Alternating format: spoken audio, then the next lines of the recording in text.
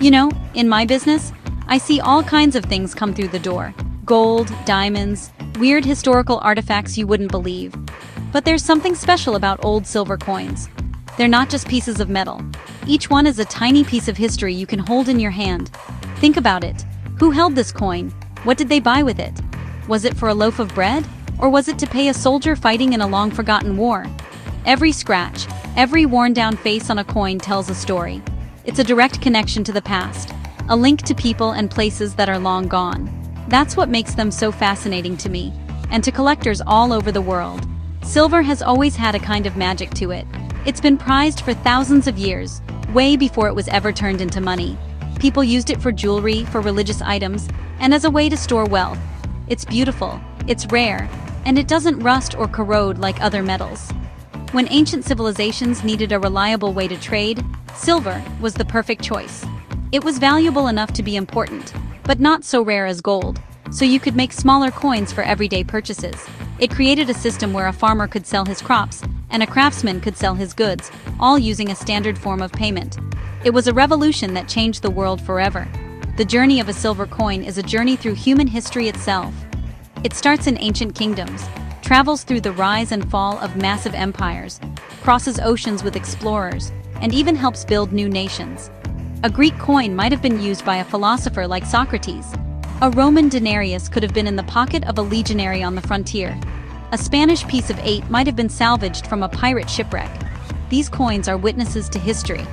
They saw wars, plagues, inventions, and the birth of new ideas. They are more than just currency. They are artifacts that carry the weight of centuries. And that's why people collect them. It's not always about the money, though some of these coins can be worth a fortune. It's about the thrill of the hunt, the joy of discovery, and the connection to the stories they represent. A collector isn't just buying a piece of silver, they're buying a piece of a story. They are preserving it for the next generation. Whether it's a common Roman coin or a super rare American dollar, each one has a place in the grand timeline of our world.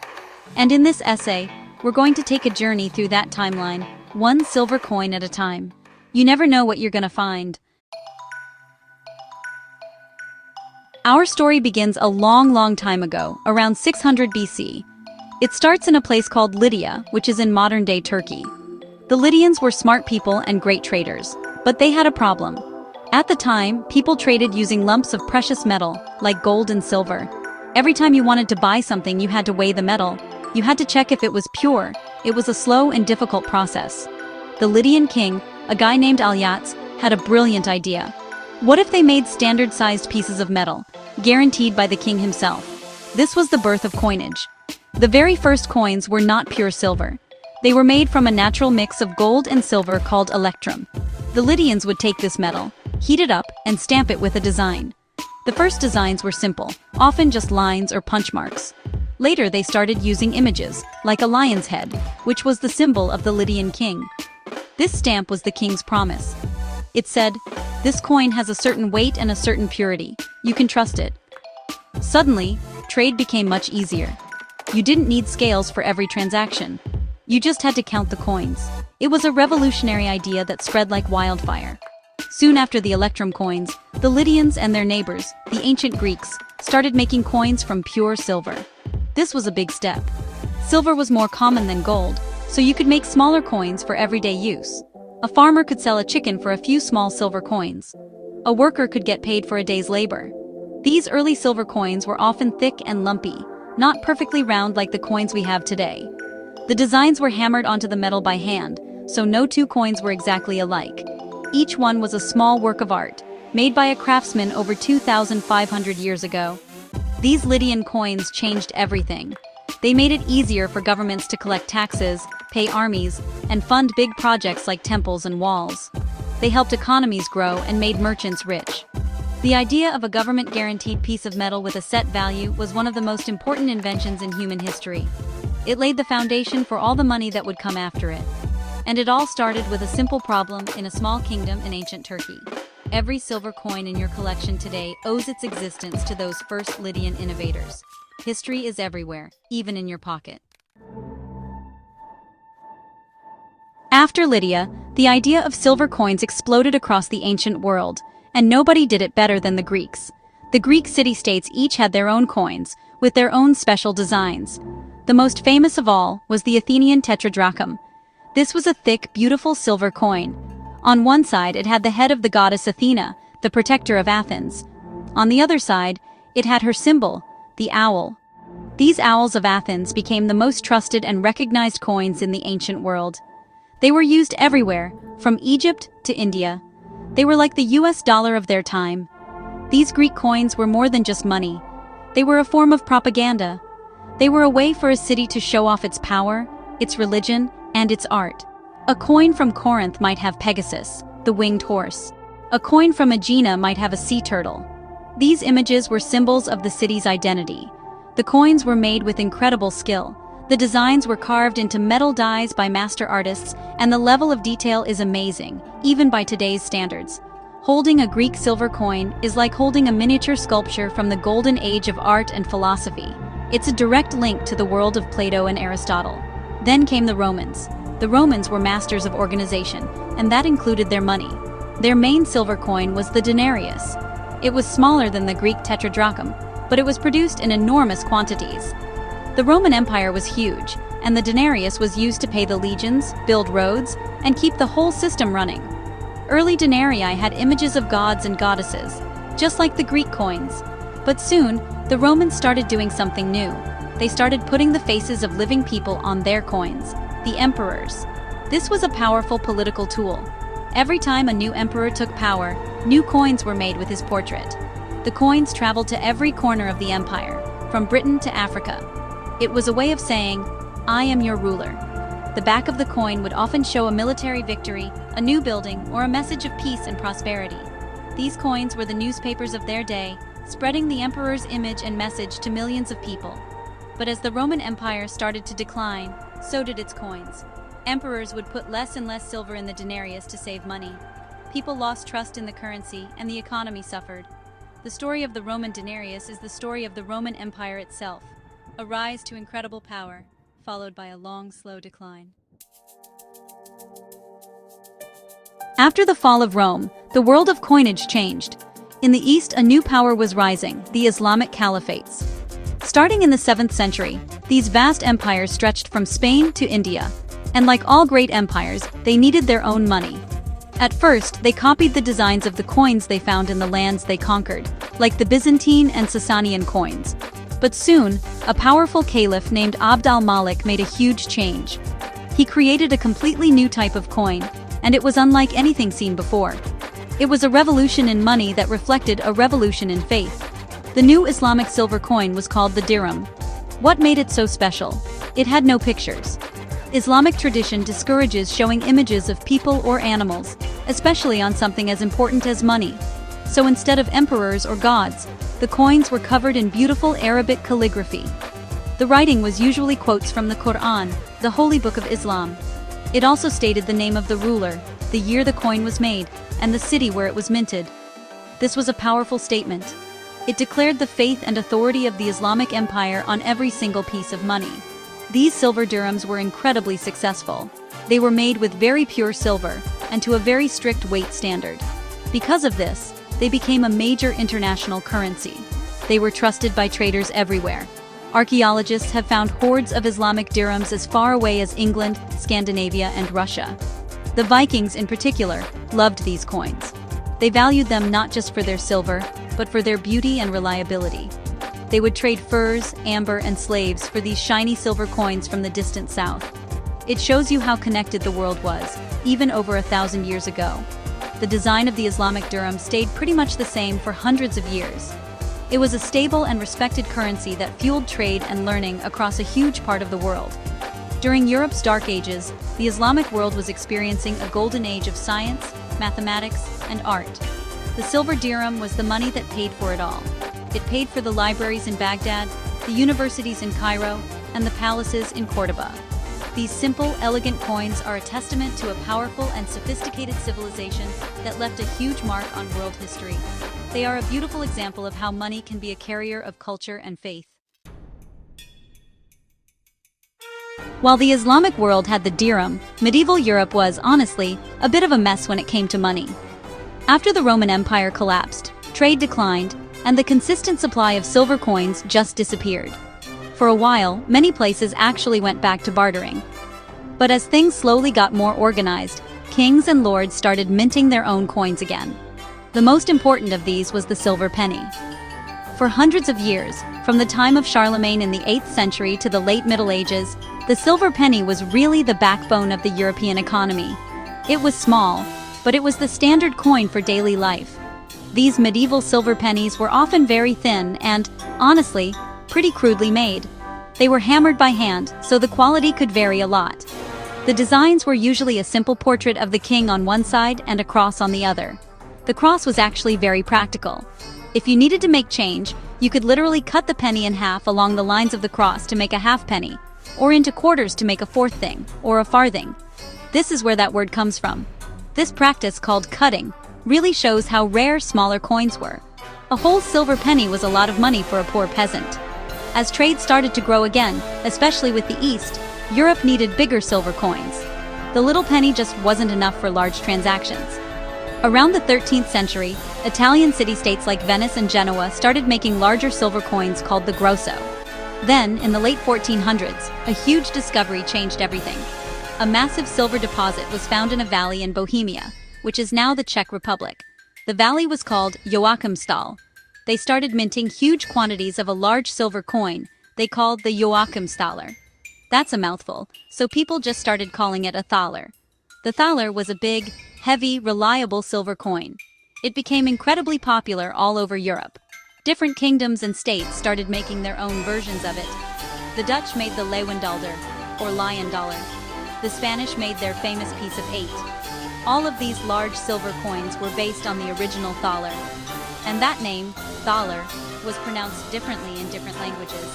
In English, it became dollar. That's right, the name for the most famous currency in the world today actually comes from a silver mine in a small valley in Bohemia 500 years ago. It's honestly one of my favorite aha moments in history. The story of the thaler gets even bigger during the Age of Discovery. In the 15th and 16th centuries, European explorers like Columbus and Vasco da Gama set sail across the oceans, looking for new trade routes and new sources of wealth. The Spanish hit the jackpot. They conquered the Aztec and Inca empires in the Americas and discovered mountains of silver, especially at a place called Potosi, in what is now Bolivia. This was the richest silver source the world had ever seen. The Spanish started mining this silver on an industrial scale and turning it into coins. The coin they made was the Spanish Real de a Ocho, or piece of 8. This was the Spanish version of the thaler. It was a large, heavy silver coin worth 8 of the smaller real coins. On one side, it had the Spanish coat of arms. On the other, it often had a design showing 2 pillars representing the Pillars of Hercules, the gateway to the Atlantic Ocean. These coins were minted in the millions, in places like Mexico City, Lima, and Potosi, and then shipped back to Spain. These shipments, known as the Spanish Treasure Fleet, were a huge target for pirates and privateers from England, France, and Holland. The stories of pirate treasure are almost always about chests full of these Spanish pieces of 8. The piece of 8 became the first truly global currency. Because Spain was buying spices, silks, and other goods from all over the world, these silver coins ended up everywhere. They were as common in China and the Philippines as they were in Europe and the Americas. For centuries, this was the coin that powered international trade. It was so trusted that many countries didn't even bother making their own large silver coins. They just used the Spanish piece of 8. If you look closely at one, you can often find small stamps on it, called chop marks, which were added by Chinese merchants to test the silver and show that it was genuine. Even the brand new United States used the piece of 8 as its main currency for decades. The Coinage Act of 1792, which created the US dollar, actually based its value on the weight and purity of the Spanish piece of 8. They were legal tender in the US until 1857. And just like the English penny, people would often cut the coin into pieces to make change. A quarter of the coin was worth 2 reals, or 2 bits. This is where the American slang 2 bits for a quarter comes from. The influence of this one Spanish silver coin on the world, and especially on America, is absolutely incredible. The American story with silver is fascinating. In the early colonial days, there were no official US coins. People used whatever they could get their hands on. This included English shillings, French louis, and most importantly, the Spanish piece of 8. But the colonies needed more coins for local trade. So in 1652, the Massachusetts Bay Colony decided to make its own silver coins, even though they weren't supposed to. These were the first coins made in what would become the United States. They included the famous pine tree shilling, which had a simple picture of a pine tree on it. It was a brave act of independence, long before the Revolution. After the United States became a country, it needed its own money. The 1792 Coinage Act established the U.S. Mint in Philadelphia. It authorized the creation of the first American silver coins, including the half-dime, dime, quarter, half-dollar, and the big, beautiful silver dollar. The first silver dollars, minted in 1794 and 1795, are called flowing hair dollars. They are incredibly rare and valuable today. One of them sold for over $10 million. The design showed Lady Liberty with her hair flowing freely, a symbol of the new nation's freedom. It's a simple but powerful design. Throughout the 19th century, silver played a huge role in American politics and economics. The discovery of massive silver deposits in the West, like the Comstock Lode in Nevada, led to the creation of one of America's most famous coins, the Morgan Silver Dollar. Minted from 1878 to 1904, and again in 1921, these big, heavy dollars are probably the most collected classic American coin. They were designed by George T. Morgan and feature a beautiful portrait of Lady Liberty. Millions were minted, and for a long time, you could walk into a bank and get a brand new one. Today, they are a gateway for many people into the world of coin collecting. The era of silver in American circulating coins came to an end in the 1960s. The price of silver metal became worth more than the face value of the coins. A silver quarter was worth more than 25 cents. So, in 1965, the U.S. Mint stopped using silver in dimes and quarters, switching to a copper-nickel mix. The half-dollar continued with a reduced silver content until 1970. This was the end of a tradition that went back to the very beginning of the nation. But it also created a whole new generation of collectors, as people started saving all the pre-1965 silver coins they could find. Every coin collector dreams of finding a hidden treasure. Believe me, it happens. One of the greatest coin discoveries in American history is the Saddle Ridge Hoard. In 2013, a couple in California was walking their dog on their property when they saw the top of a rusty can sticking out of the ground. They dug it up and found it was full of gold coins. Then they found 7 more cans, all filled with gold coins from the 1800s. The total face value was about $27,000, but the collector value was estimated at over $10 million. It was a mind-blowing discovery, a real-life treasure chest. Sometimes the treasure isn't buried in the ground, it's hiding in plain sight. In the world of silver coins, one of the most famous stories is about the 1964 D-piece dollar. The peace dollar was minted after World War I as a symbol of peace. They stopped making them in 1935. But in 1964, the government decided to make them again and minted over 300,000 of them at the Denver Mint. Then, just as quickly, they changed their minds and ordered all of them to be melted down. The official story is that every single 1964 D-piece dollar was destroyed. But are they all gone? Collectors have been searching for one for over 50 years. If one ever turned up, it would be one of the most valuable coins in the world. It's the ultimate ghost coin. And then you have the stories of the collectors themselves. Some of the greatest coin collections were put together by wealthy and powerful people. There's the King of Siam's collection, which included a rare 1804 U.S. silver dollar. This coin is known as the King of American coins.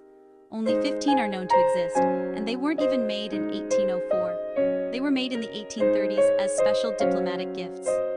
Another famous collector was Louis E. Eliasberg. He did something no one has ever done before or since. He put together a complete collection of every U.S. coin ever made, from the humble half-cent to the massive $20 gold piece. It's an achievement that still amazes collectors today. But you don't have to be a king or a millionaire to be a collector. The best stories often come from regular people. It's the story of a grandfather giving his grandson his first Morgan dollar. It's the kid who saves up his allowance to buy a Roman silver coin. It's the person who finds a rare error coin in their pocket change. These are the moments that create a lifelong passion.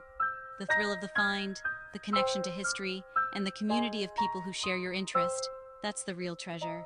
Every collection, big or small, has a story, and that's what makes it valuable. So, after this long journey from ancient Lydia to modern America, You might ask, why do silver coins still matter? We don't use them for grocery shopping anymore. Our money today is mostly paper, plastic, or just numbers on a screen. But the legacy of silver is stronger than ever. For one thing, governments around the world still mint silver coins. The US Mint produces the American Silver Eagle, a beautiful 1-ounce silver coin that is one of the most popular bullion coins in the world. Canada has the silver maple leaf, China has the silver panda. These coins are bought by investors and collectors who trust the timeless value of silver. Silver coins are also a powerful link to our heritage and identity. They are miniature monuments that celebrate our history, our heroes, and our achievements. When you look at a collection of US silver coins, you see the story of a nation.